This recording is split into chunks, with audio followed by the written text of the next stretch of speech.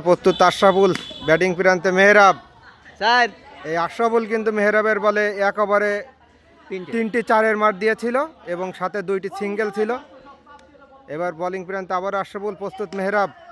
ইতিমধ্যে মেহরাবও কিন্তু দুই বলে দুইটি চার মেরে দিয়েছে আশরাফুলের বলে। আবারও প্রস্তুত আশরাফুল, প্রস্তুত মেহরাব।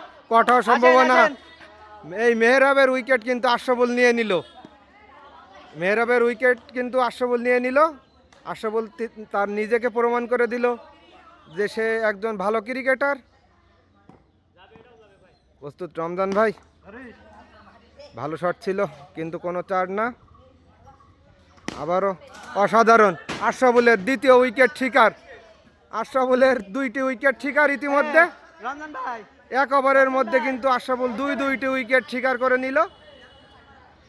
লাস্ট রান দেখা যাক আশরাফুল এই ওভারে ওভার হ্যাট্রিক করতে পারে কিনা।